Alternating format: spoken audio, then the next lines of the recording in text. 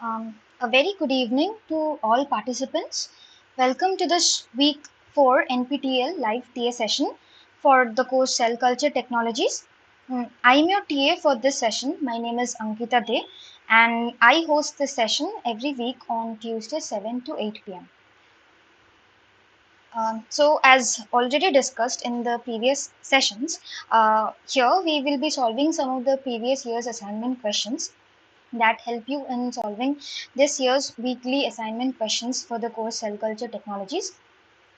Towards the end of the session, we have a Q&A segment where you can ask me your queries by posting them in the chat box and I shall try to answer them. Also, at the end, we will provide you with the necessary course materials and the class recordings for your access later. So, let's begin. So before we move on to discussing the assignment questions, let's quickly recapitulate a few key points that we have discussed or seen in this week's video lectures. So to begin with, this week's lecture was primarily based on the different types of ECM components. So the different types of ECM that we have seen can be broadly classified into two types, that is the synthetic and the natural ECM components. So what these ECM components are and their composition we will be discussing while we are solving the questions. Next, we have learned about the importance of coating our culture plates or dishes with poly D lysine and how and why it is done. Next, we have learned about the physical surface analysis of poly D lysine on substrate and some of the surface analysis tools. So that is, how can we analyze the surface of our coated plates and what are the techniques used. Next, we have learned about XPS or X-ray photoelectron spectroscopy analysis, which is again one of the techniques used to analyze the surface of our material. Next, we have learned about a lectin binding protein, which is concanavalin A. So we will see what is it and discuss about its uses. Next, we have also discussed about the photoreceptor cells, that is the rod and the cone. So now we will move on to discussing the questions. So the first question that we have here is poly D lysine contains how many nitrogen atoms? So we have four options here, 1, 2, 3 or 4. So question number 1 is how many nitrogen atoms are present in poly D lysine? So you can answer by writing in the chat box and we shall see what the correct option should be.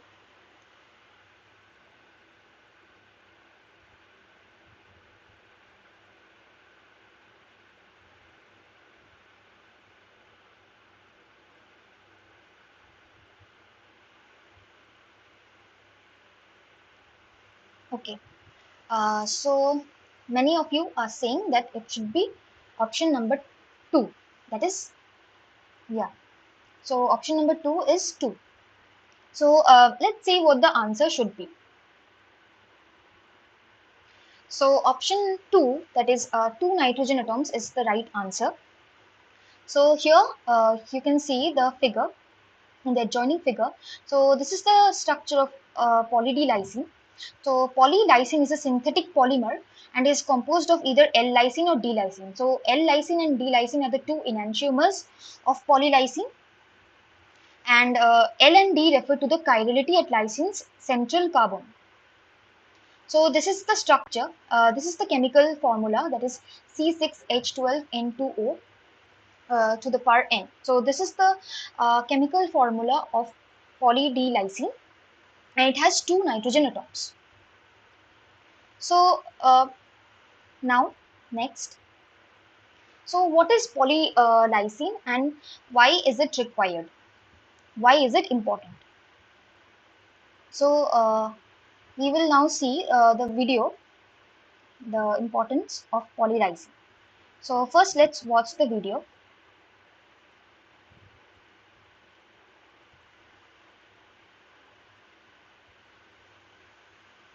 So in this video, I hope the video is playing.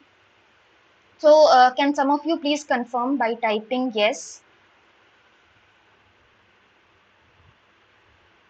Okay. So here in this video, you can see how poly D lysine coating is done. So we take the solution and it is used to cover the surface of the plate. We take an adequate amount of it and we use it to cover the surface of the culture dish entirely.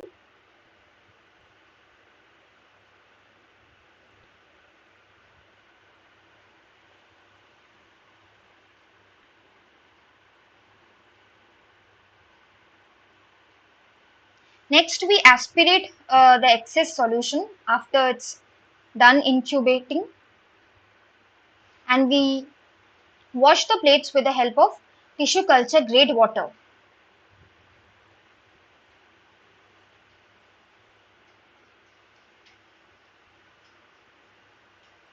So this is a very important step that you need to do after coating your plates with the lysine coating. That is, you need to rinse the plate with water.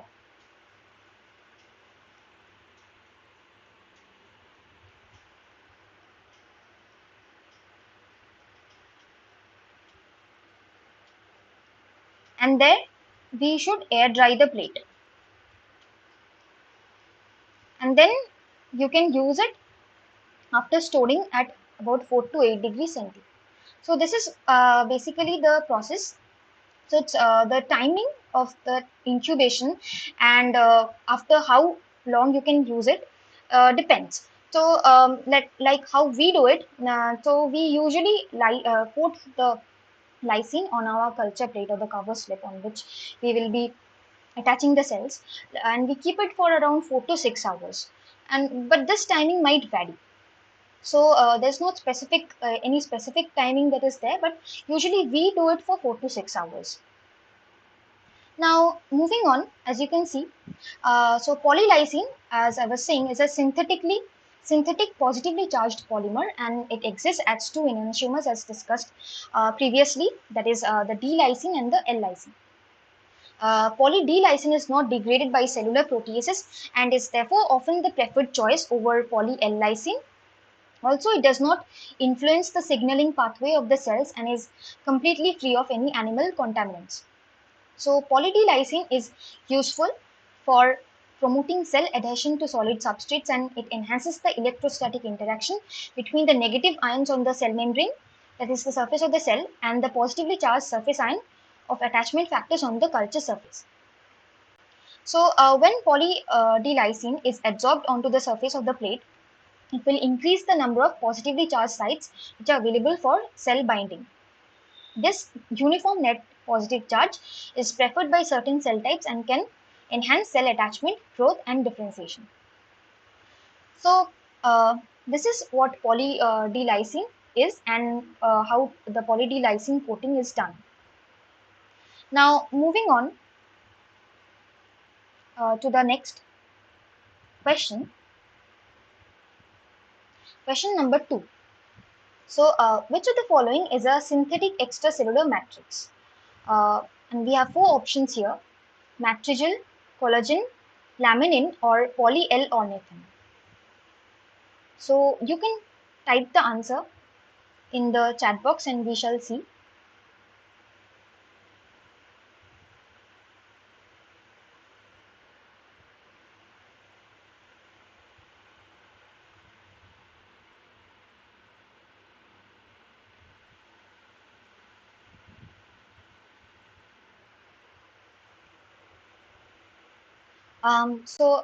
We have four options here: matrigel, collagen, laminin, or poly-L ornithine. So if you remember in our previous session, we had discussed about this matrigel and it's the four important components that it is made up of. Next we have collagen and laminin and poly-L ornithine. So some of you are saying that it should be option B. Also, I see a few of you saying that it should be option B. Now, let's see what the right option should be. So the right option is option D, that is poly-L-ornithine. So talking about collagen, that is option B, collagen is actually a naturally occurring ECM component. So it is not the right answer. For those of you who are saying that it should be option B, actually it should be poly-L-ornithine. This is the only synthetic ECM component over here. The rest are all naturally occurring ECM components. So, what poly-L-ornithine is? It is a synthetic amino acid chain that is positively charged and is widely used as a coating substrate to enhance cell attachment and adhesion to plastic ware and glass surfaces. Often, it is used in combination with laminin for many types of neuronal and neural stem cell culture. So, poly-L-ornithine is a synthetic amino acid chain, and it is positively charged and it is used in combination with laminin. It has been successfully used for the attachment and study of neural cell differentiation and outgrowth. So this is the structure of poly-L-ornithine. Uh, Next, moving on to question number 3. Question number 3 is, gelatin is a hydrolyzed form of, we have 4 options here again, collagen, elastin, laminin or fibronectin.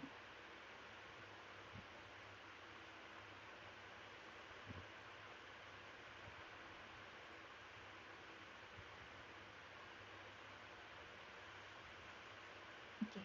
So all of you are saying that it should be option A, that is collagen. So before we discuss the answer, so these 4 options, all of them, collagen, elastin, laminin, and fibronectin, are naturally occurring and they are found in the ECM, that is the extracellular matrix. Collagen is the more abundant protein that is found, and elastin is found in the more elastic tissue. So that is why the name elastin. And then we have laminin and fibronectin. So these are all examples of naturally occurring ECM proteins. So the right answer, all of you are saying that it should be option A, collagen. So let's see what the right answer is. So yes, the right answer is collagen. So gelatin is a hydrolyzed form of collagen, and it is irreversibly gelatin is an irreversibly and partially hydrolyzed form of collagen, wherein the hydrolysis reduces the protein fibrils in collagen into smaller peptides. So collagen is basically a triple helix structure, and its hydrolysis leads to the formation of gelatin. Gelatin is also referred to as hydrolyzed collagen, collagen hydrolysate, gelatin hydrolysate, hydrolyzed gelatin, or collagen peptides after hydrolysis. It has also been investigated for its application as a cell culture platform and incorporated into polymer blends to improve the viscosity for 3D extrusion based printing and to introduce biologically active sites for enhanced cell viability. Also, the advantage of using gelatin is that is its similarity to collagen, that it contains bioactive molecules which can promote cell adhesion, proliferation, and migration. However, it is mechanically weak and require further chemical modification with other materials to form a hydrogel. Uh, so, basically that is the function of gelatin. So as you are seeing that so far whatever we have discussed, these are all about ECM components, whether naturally occurring or synthetic ECM components. So next, moving on to question number 4. So atomic force microscopy helps us analyze. We have 4 options here again: chemical constituents in the bulk of material, topography of the surface, concentration of material, or electrical stimulation of cells.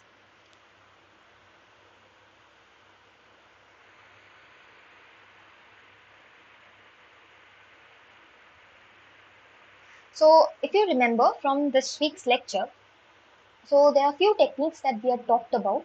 So we have talked about the AFM, atomic force microscopy. We have talked about XPS, as I was saying, X-ray photoelectron spectroscopy. So these are the few techniques that are performed to analyze the surface of our plate. So these this techniques we had discussed about in relation to analyzing the surface of our coated plates. So what is the purpose of using AFM or atomic force microscopy? So all of you are saying that it should be option B. So let's see what is the right answer. So the right answer is option B, that is AFM or atomic force microscopy helps us analyze the topography of the surface. So AFM is a powerful technique which can image almost any surface, including polymer, ceramic, composite, glass, and biological sample. It offers us qualitative and quantitative information on many physical properties such as size, morphology, surface texture, and roughness. And unlike the electron microscope that provides a 2D projection or image of a sample, AFM provides us with an accurate 3D surface profile. Additionally, samples imaged by AFM require no special treatment that would irreversibly change or damage the sample. So, while an electron microscope requires an expensive vacuum uh, environment for proper operation, most AFM operations can be conducted in ambient air. Also, AFM can achieve a higher resolution than SEM, that is scanning electron microscopy. So, this is the mode of functioning of an atomic force microscope. It has two imaging modes. One is the contact mode and another is the tapping or non-contact mode. So AFM is performed using a sharp tip which is about 10 to 20 nanometer in diameter and attached to a cantilever. So this is the cantilever with the tip and this is our surface of the sample. So what it does is the tip of the cantilever moves in response to the uh, in moves along the surface of the sample. So there are two modes of operation. That is, one is the contact mode and another is the tapping mode, as shown here in this figure. So in the contact mode, the tip is directly in contact with the sample, in contact with the surface of the sample, and here it remains continuously in contact. So it's not this tip is not lifted up from the tip of the sample. And next is the tapping or the non-contact mode. So in the tapping or the non-contact mode, this tip will follow somewhat of like a zigzag path, making only intermittent contact with the surface. So this is the tapping or the non-contact mode.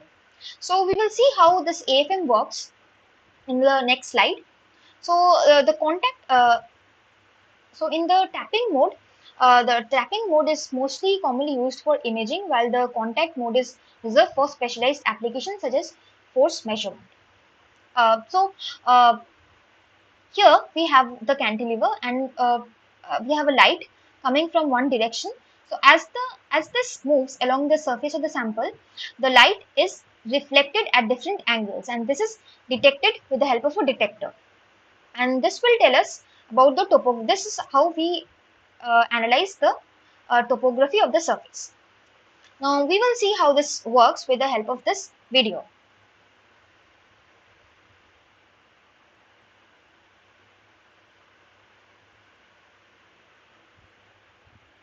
So as you can see, so this is the cantilever with the tip, and light is coming from one direction. It's being reflected in another direction, which is then detected with the help of a detector. So any unevenness on the surface can be detected in this way.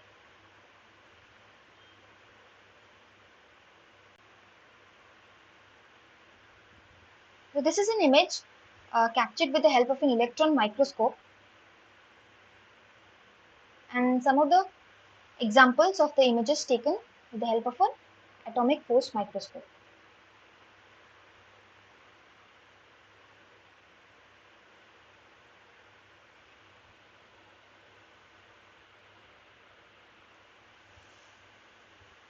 So this is how this AFM works. Now, moving on to our next question, that is question number 5. X-ray photoelectron spectroscopy is used to analyze chemical constituents at the surface of a material, topography of the surface, chemical constituents in the bulk of the material, or topography of the bulk. So, as we had already discussed in the previous question, that uh, to analyze the topography of the surface, we use AFM. So, what do we use this XPS for? Is it to analyze the chemical constituents at the surface of the material, the chemical constituents in the bulk of the material, or the topography of the bulk?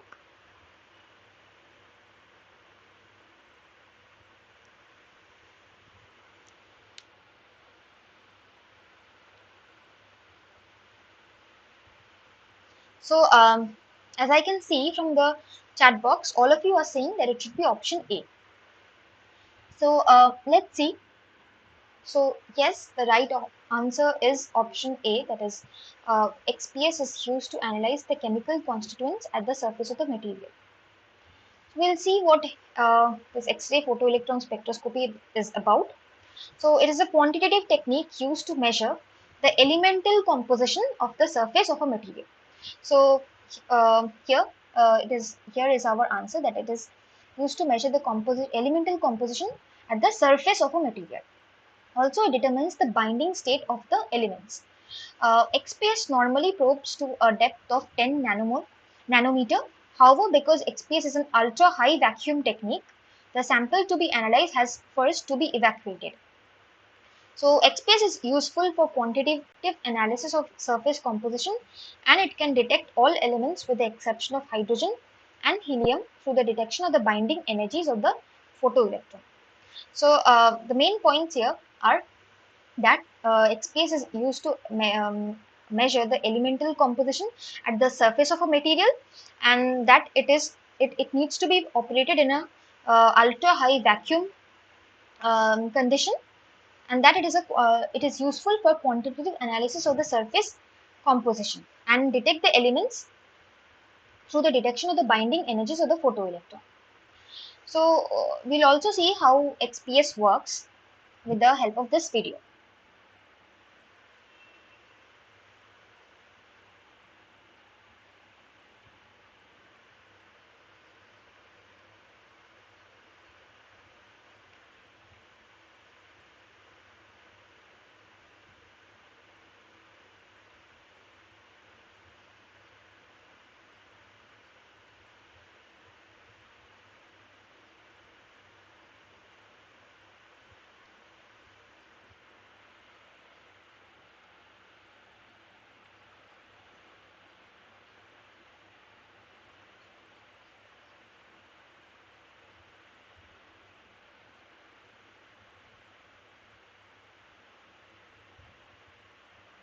So the sample has been placed in the chamber.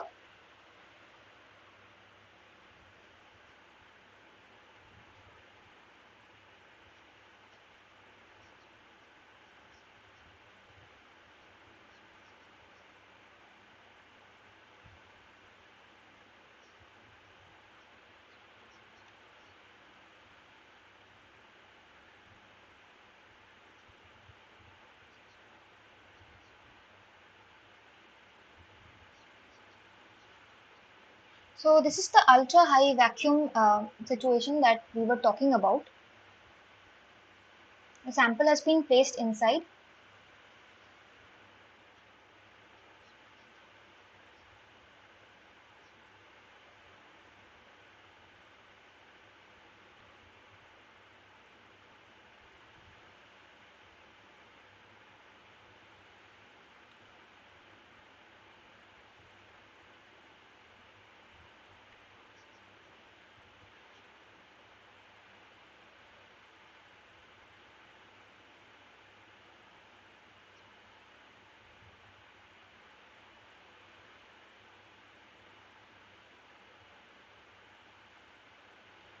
So we had the pre-chamber, and then we had the main chamber, and this is the transfer rod.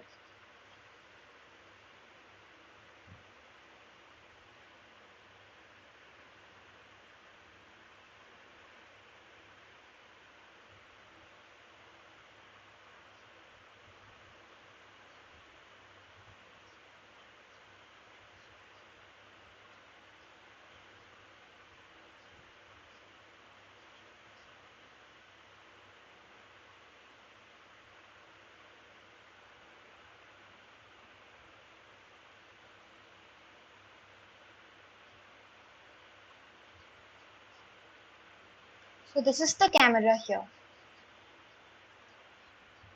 As you can see, it's a very really complicated machinery here. So you can somehow get a bit of an idea of how this works.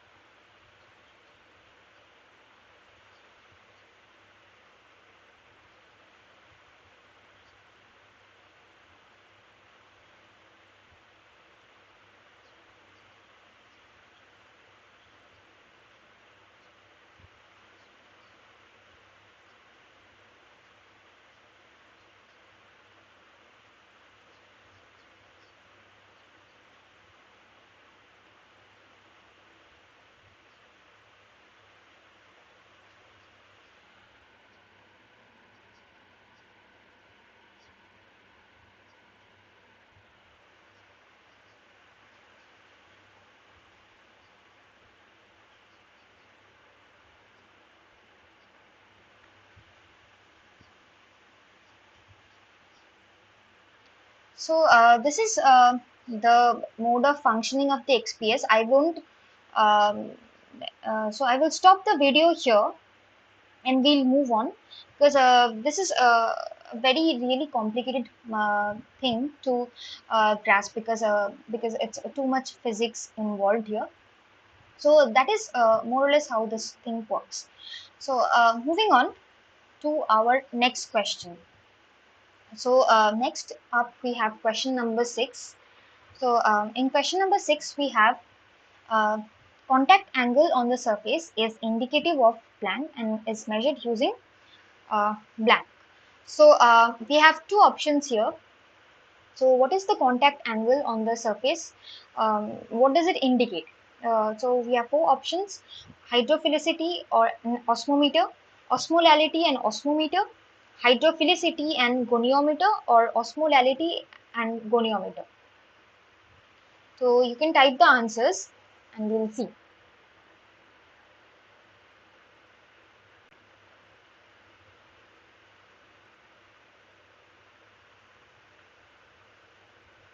So contact angle measurement was another technique that we had learned along with AFM and XPS so, to analyze the surface of the plate or our culture dish. So what does it indicate? So as we have seen in the last two questions, so with the help of an atomic force microscope, we can detect the topography of the surface.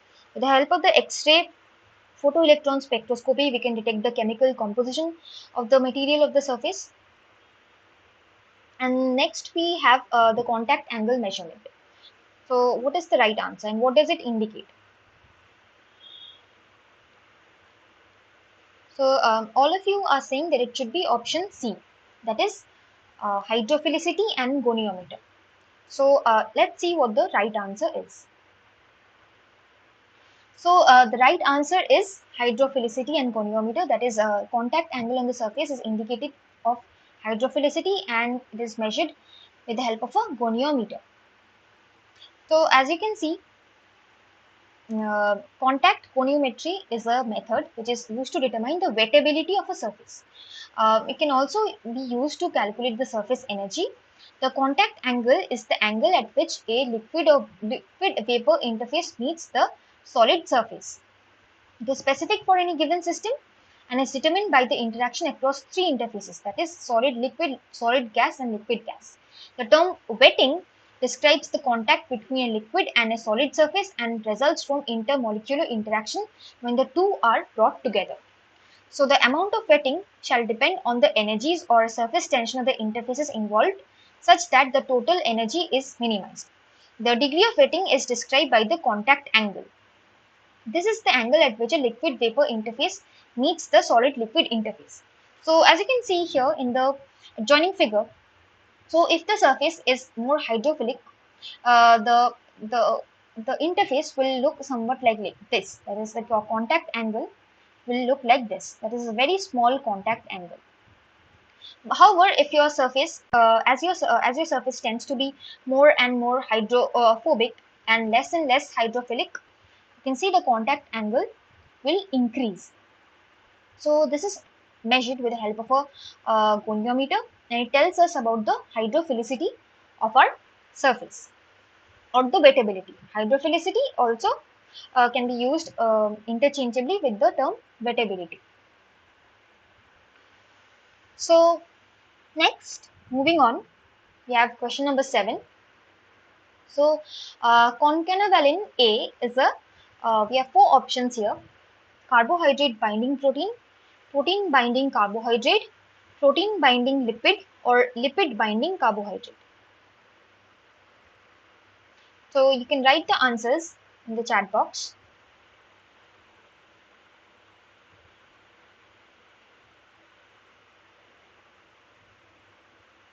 Hmm. So what is concanavalin A used for?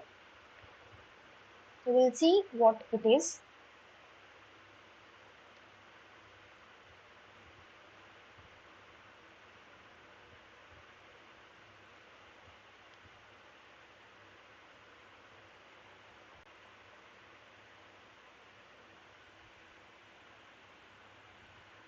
So all of you are saying that it should be option A, that that is carbohydrate binding protein. Let's see. So yes, the right answer is carbohydrate binding protein. So concanavalin A is a plant lectin which is purified from jack beans. It binds to the mannose residues of various glycoprotein and activates lymphocyte. So uh, it is a protein which is obtained from jack beans, and it binds to the mannose residues. So therefore, it is a carbohydrate binding protein. So this is available as this in this form.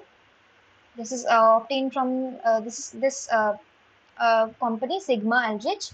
So there are several companies which will manufacture this concanavalin. Next up, we have some uses of concanavalin A.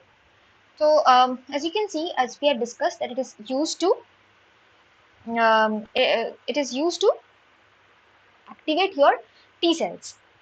So it is a well known T cell mitogen, and it will trigger anti-cancer immune response by activating the tumor specific CTLs.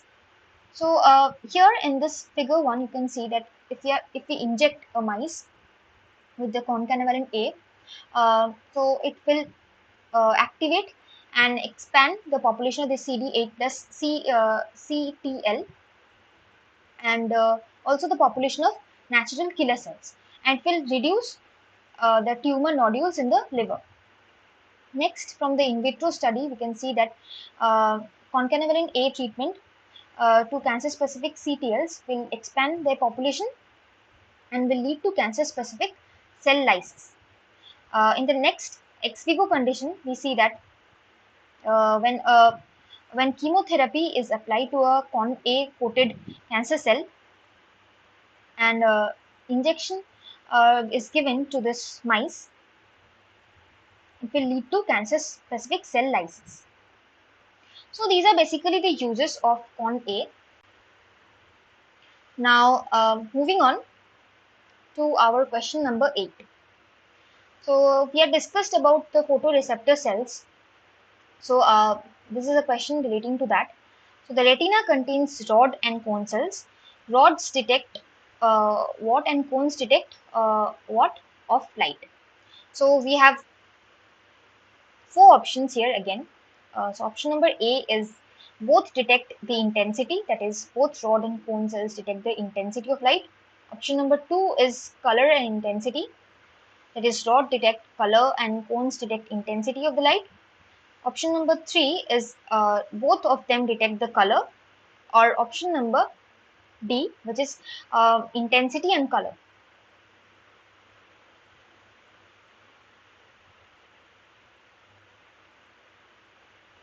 So you can write the answer in the chat box, and we'll see what the right answer is, and we'll also see what the rod and cone cells are and how they function.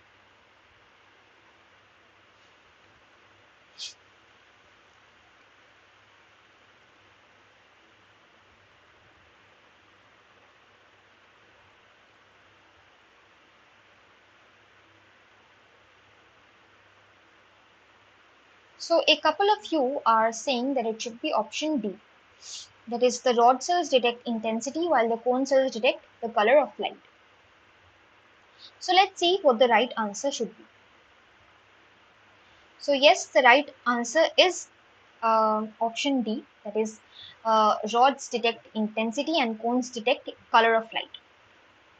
So the retina contains two types of photoreceptor cells, that is the rod cells and the cone cells. Here the rods are more numerous, that is some about 120 million, and are more sensitive than the cones. However, they are not sensitive to color.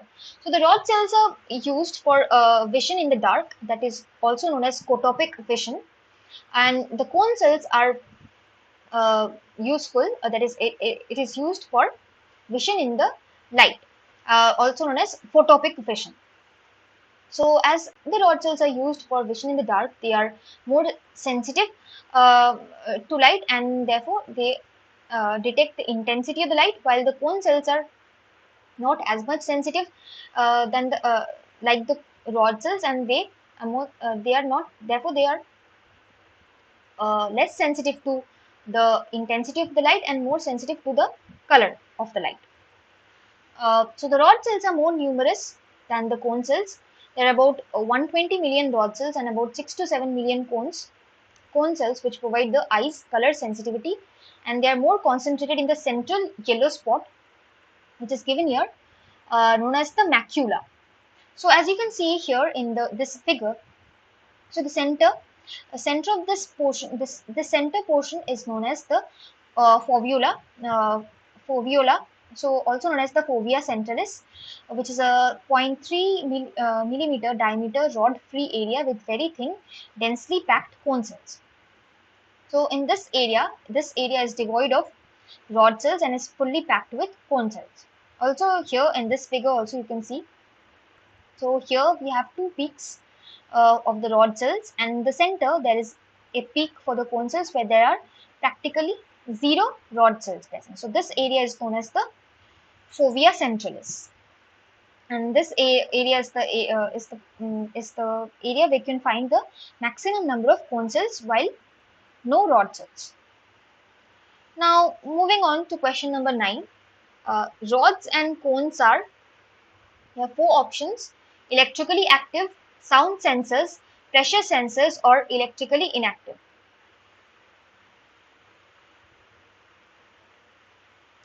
So you can write the answer in the chat box.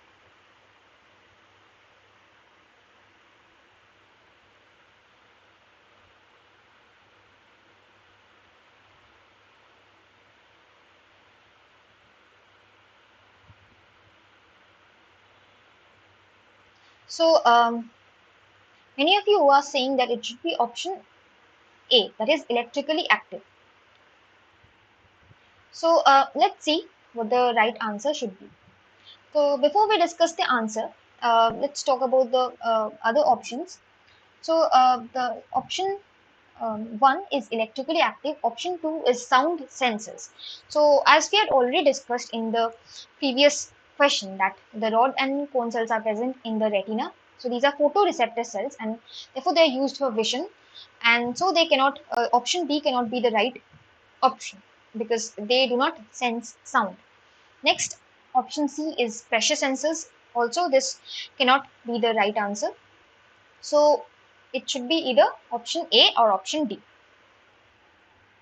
So yes, the right option is that the rod and cone cells are electrically active, and we have already seen that how rod and cone cells help in vision. Now, moving on to our last question.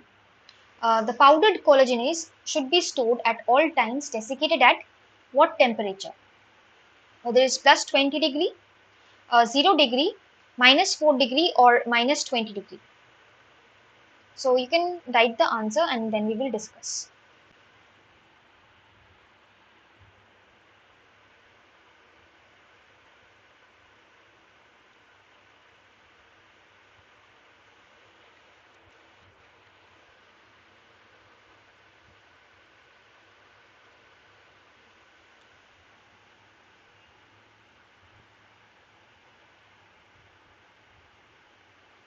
So, as it is understandable from the term collagenase that it is an enzyme which is used to lyse the collagen molecule. So, it is available in the form of a powder. And what is the temperature at which it must be stored? So, I see mixed answers here. Some of you are saying that it should be C, and some of you are saying it should be D, or some are also saying that it should be option A.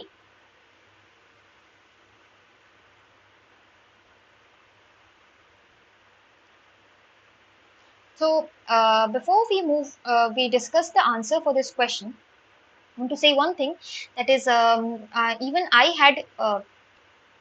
had looked this thing up in Google, and although the right answer given here is one option, however, what I saw that it's there is a little confusion about that. So this could be a multiple choice answer type question, because there are more than one answer, more than one temperature could be correct, depending on what the collagen is depending on the form in which the collagen is stored.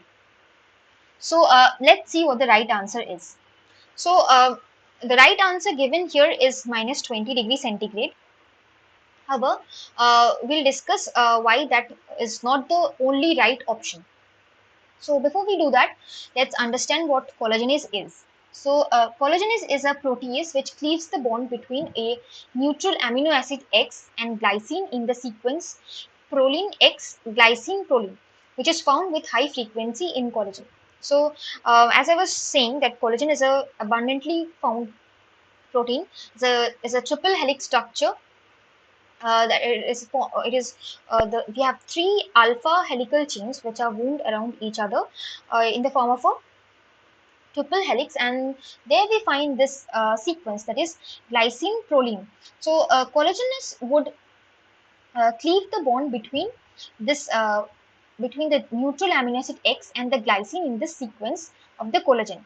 Collagenase is unique among proteases in its ability to degrade the triple helical native collagen fibrils found in connective tissue such as skin, tendon, blood vessels, and bone. Collagenase disaggregation is suitable for the culture of human tumors, mouse kidney, human adult, and fetal brain. And collagenase is relatively gentle, dissociates well at physiological temperature and pH, and requires no mechanical agitation or special equipment. So, as we have discussed about in our previous session, that in our cell culture we use trypsin. We use trypsin to dissociate our cells from the surface of our culture plate when we are passaging or subculturing our cells. So, collagenase is another enzyme that we can use if our underlying matrix that we are using is collagen. So, in that situation, we should use this enzyme, that is collagenase. And regarding the storage temperature, so although the right answer given here was minus 20 degrees centigrade, however, I have found from all the sites that manufacture this collagenase enzyme is that the powdered collagenase can be stored at temperatures from 2 to 4 degrees centigrade, that is at room temperature. However, when you reconstitute this in this powdered form of collagenase, so the reconstituted form must be stored at minus 20 degrees centigrade. So more than one option could be correct here.